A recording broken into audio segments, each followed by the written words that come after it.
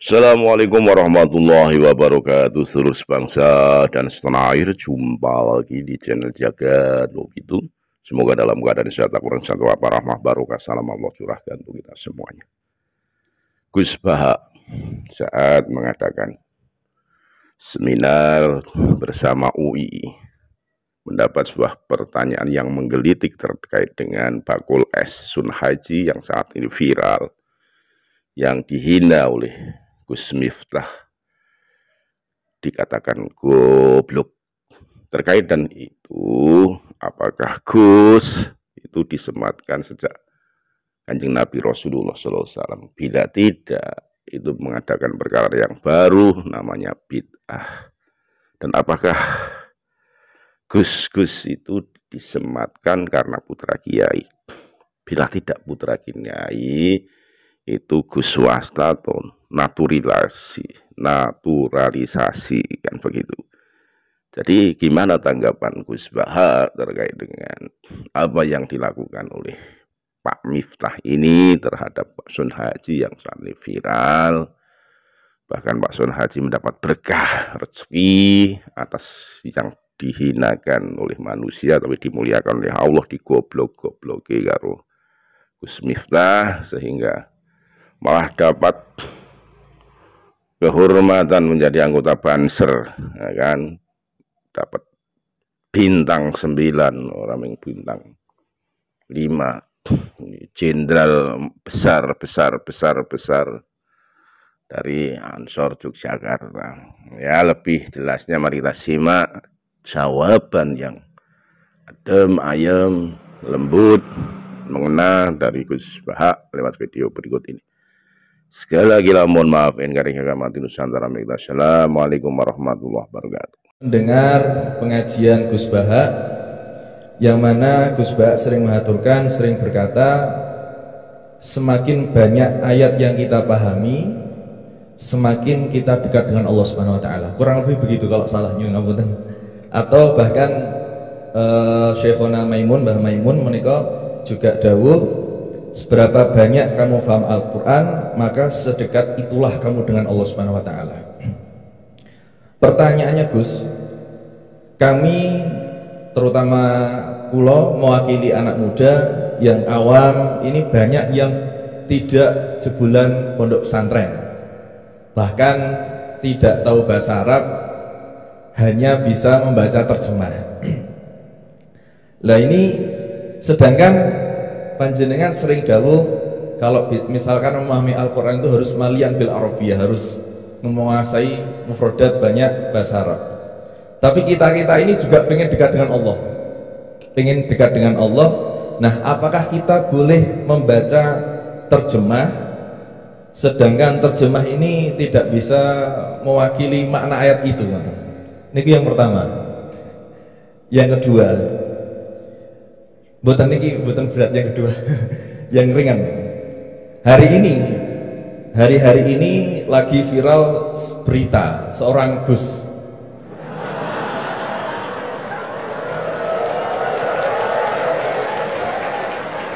mohon izin yang mungkin berceramah dengan kalimat yang kurang baik, mungkin diniatkan guyon tapi malah melukai hati orang lain. Tapi Masya Allah Gus Baha guyon tapi tidak pernah melukai hati orang lain.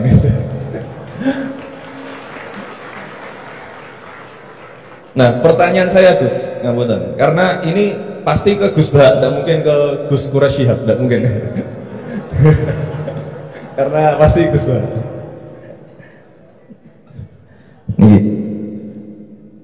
Sebenarnya sejarah panggilan Gus ini seperti apa?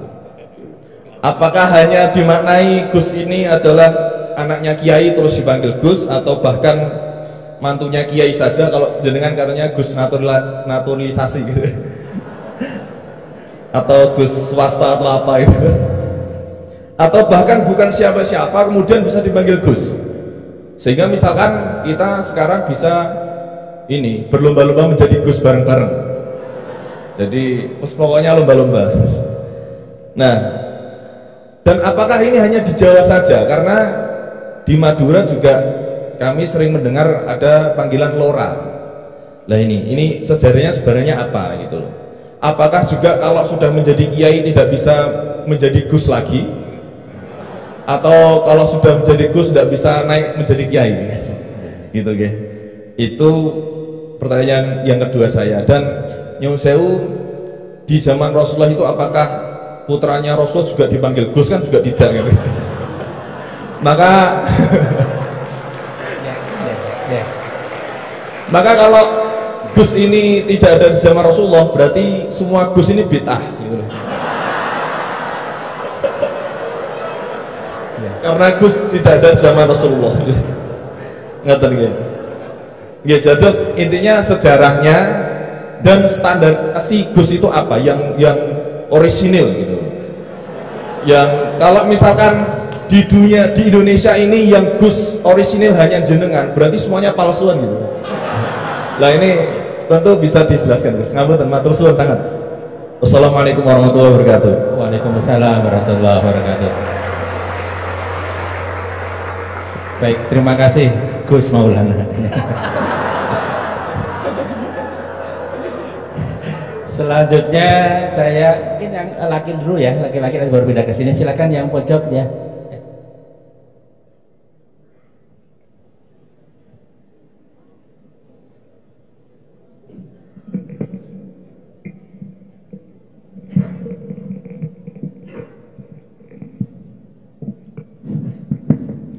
Assalamualaikum warahmatullahi wabarakatuh.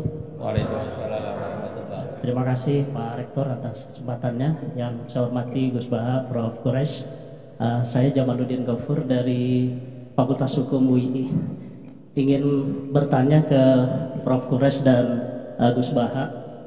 Saya sering mendengar salah satu isi pengajian dari Gus Baha itu bahwa fatwa dalam hukum sosial itu tidak pernah jelas.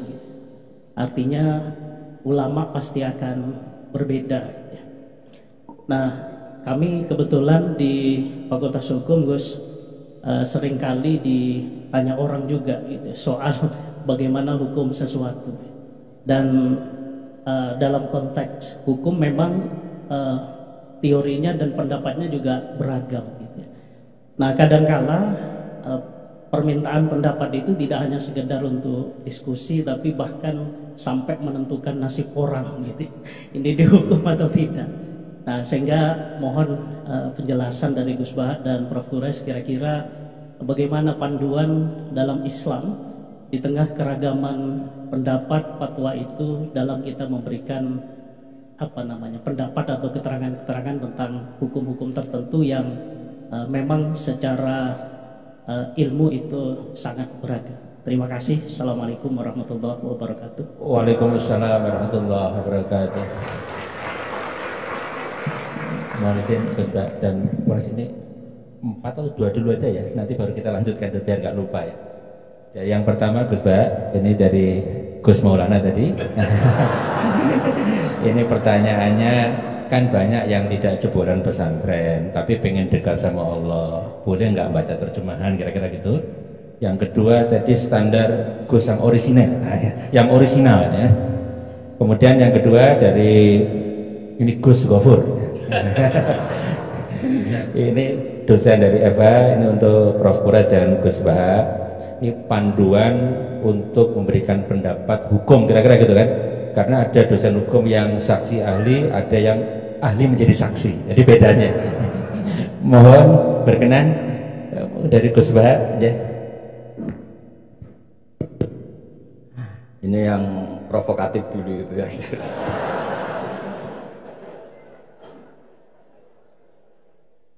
Semoga diampuni oleh Allah Ta'ala.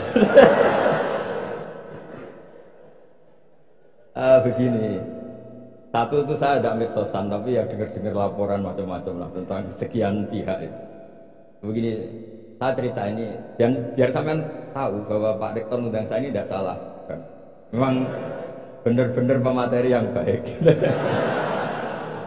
Ya kalau kata Nabi Yusuf kan ini hafizun alim, orang harus dikurumana binafs, ya orang boleh cerita kelebihannya asal itu faktual. Begini, suatu saat, ini cerita di kitab Ihya, suatu saat Nabi Musa itu sholat istisqa. Itu doa apa saja itu sudah dipakai, nggak mandi. Nabi Musa nggak mandi, tetap nggak mandi. Kata Allah, inna fihim namaman, di komunitas Anda ikut sholat itu ada yang tukang adu-adu, namam, provokator. Maka kamu doa kayak apa tetap tidak akan saya ijabahi. Nabi Musa, ya gampang Gusti, tunjukkan orang itu siapa, nanti saya usir dari majelis.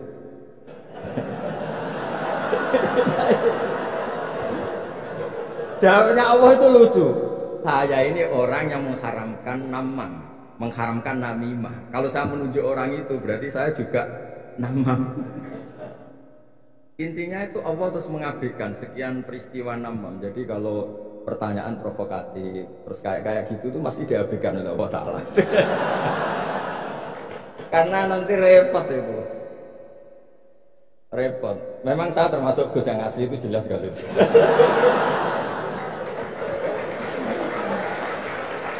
Itu, nah ini Pak Matullah tahu betul keluarga saya karena beliau orang Jepara ngajinya. Ya, terus masalah fatwa tadi, fatwa sosial atau memahami pakai terjemah begini seperti yang dikatakan Pak Kures. Ada pegangan yang umum kayak sidik, amanat, tabligh, fatwa. Itu memang lewat terjemah nggak apa-apa. Tapi ada terjemah yang nggak mengganti bahasa Arab.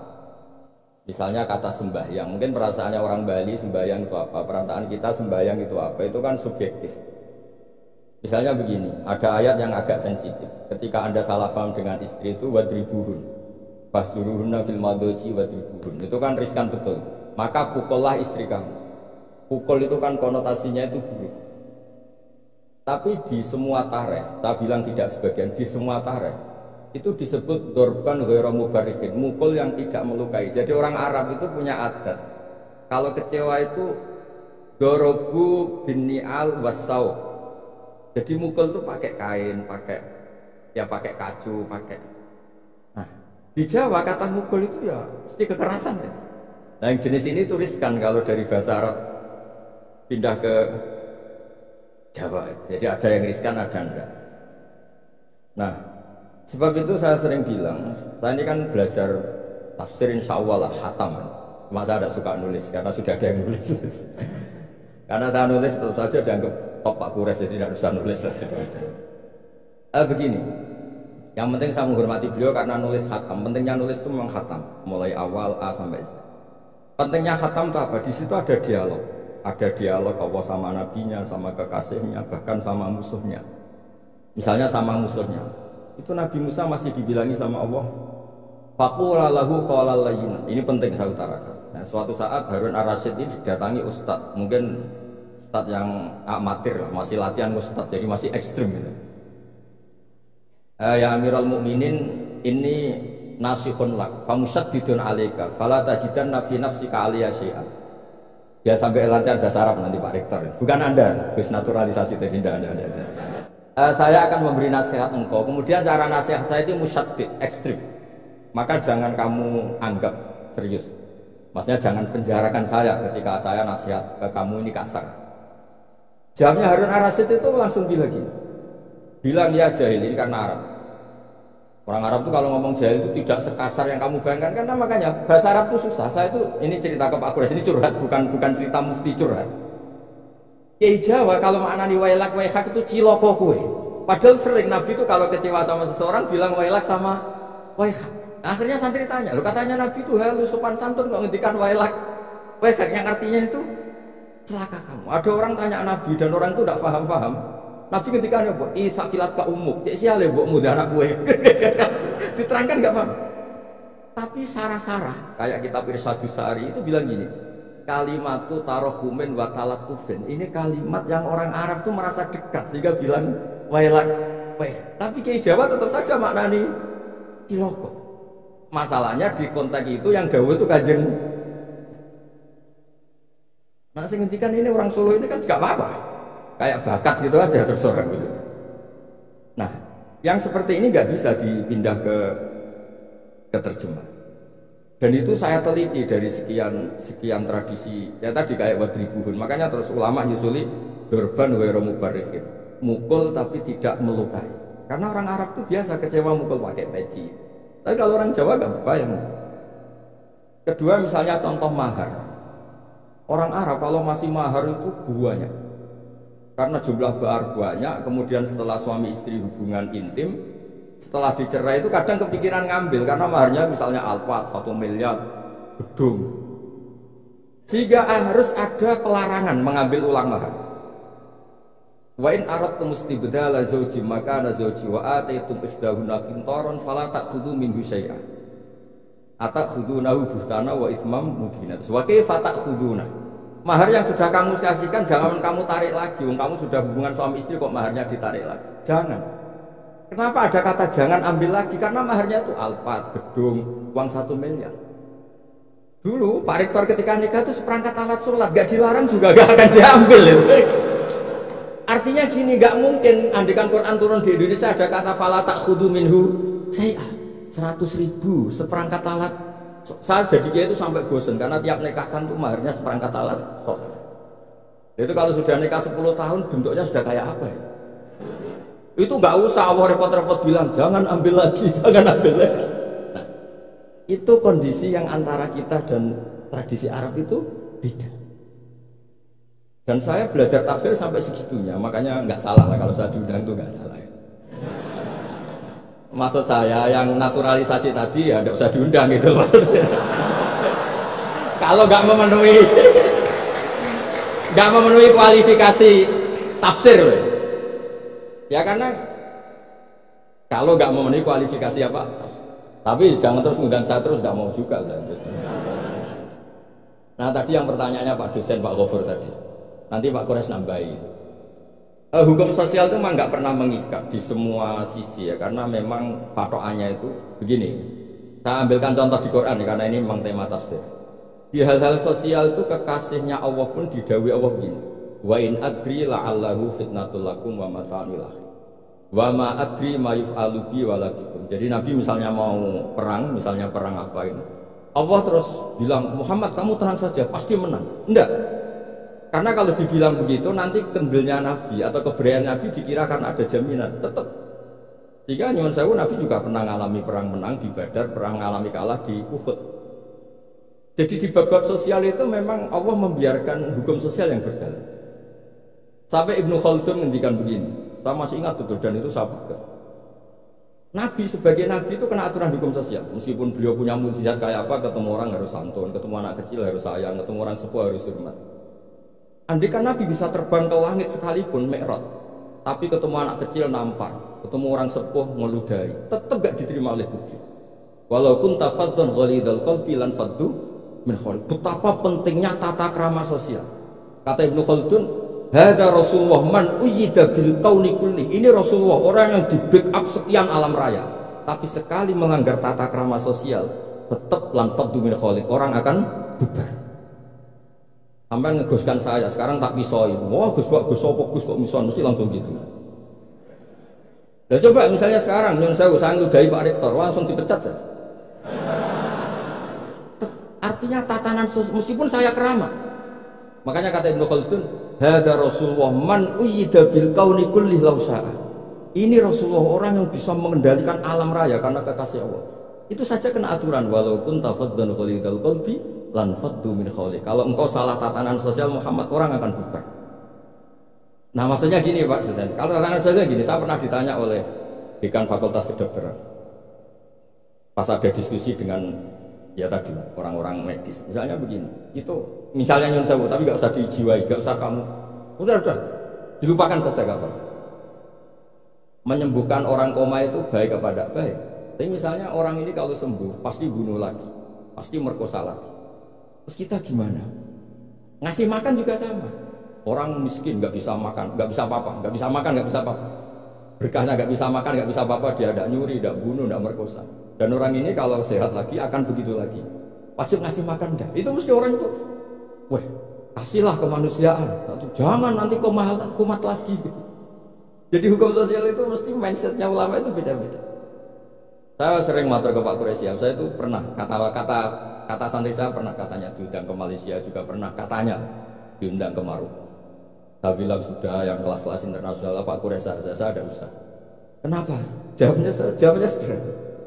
Nanti kalau saya sering keluar negeri, terus semua kiai seneng keluar negeri, terus yang mulang pondok saya siapa?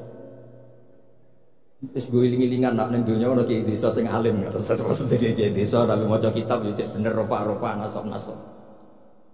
Tapi saya senang sama kiai yang keluar negeri karena ini mewakili syiar. Saya senang sama UI karena syiar gini. Tapi saya jangan jujur jadi kiai di UI. Nanti gajinya tetap. Kalau kiai kan sering dapat gaji min khaisul layah tasik. Kayaknya jumlahnya banyak saya Mas. Jadi yang hukum-hukum sosial tuh biarlah alam yang ya sudah setuju ya. Oh ya pokoknya gitu.